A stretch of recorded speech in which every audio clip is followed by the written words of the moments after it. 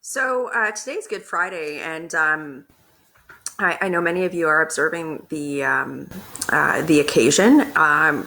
So I normally wouldn't come to you with a video on a day like this, but I think it's really important to talk about this one issue because I'm getting a lot of comments about it in my office, and I'm also preparing tomorrow, as many of my colleagues are, because the House of Commons is going to be sitting on Saturday tomorrow to deal with an emergency sitting and a bill that deals with the emergency wage subsidy. But I wanted to specifically talk about a news story and news reports that Justin Trudeau approached the premiers yesterday with regard to potentially invoking the Emergency Act.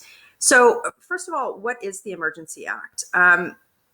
It's a piece of legislation that ostensibly allows the government to deal with situations of national crisis, but it gives the government significant powers that it doesn't currently have. So it essentially allows the federal government to take control of areas of jurisdiction that it normally doesn't have, that provincial governments does.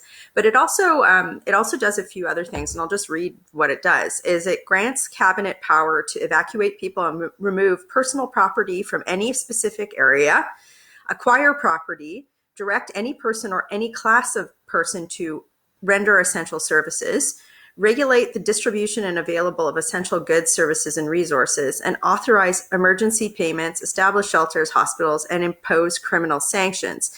And I'm just reading from CBC article. It actually says the act allows the federal government to essentially nationalize parts of the economy wherever it thinks it's necessary, as cabinet can assume control the restoration and maintenance of public utilities and services. So it's a pretty draconian act. And a lot of the premiers yesterday, when Trudeau raised this issue with him, said, no way, we're doing just fine. The measures that we're taking, that we're putting in place to slow the spread of COVID are working. And I just want to say this. First of all, provincial jurisdiction in this area should absolutely be considered and respected.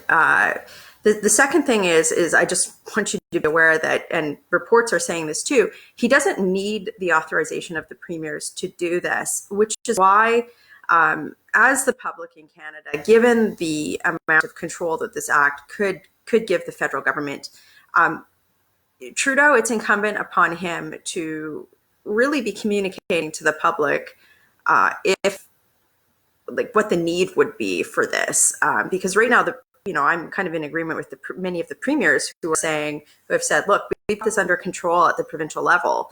There's no reason or stated need for the federal government to jump into this type of a measure.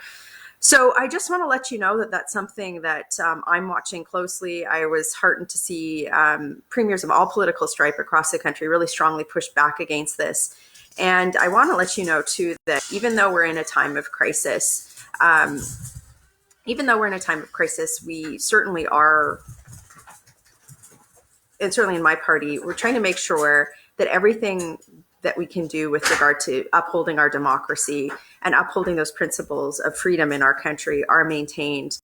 The other thing I want to say is that most Canadians have taken the shelter in place or isolation measures very seriously. And the willing compliance of many Canadians need to be respected. First and foremost, we should be doing everything possible during this time to ensure that those freedoms that we enjoy in our democratic institutions, the respecting of provincial jurisdiction, is upheld, because those are the sort of things that knit us together as a country with a national identity and define who we are as a people. And if we start eroding that, we've got a problem. So that's something that we're all seized with in our party. We're watching that very closely. And it's something that I just want to let you know is not lost on us. And it's certainly not lost on us as we are going into Parliament tomorrow to review this bill. So not a long video today because it is Good Friday. And again, best wishes and warm regards to all of my friends, colleagues, families across Canada that are observing Good Friday today. Working hard for you. Have a great day.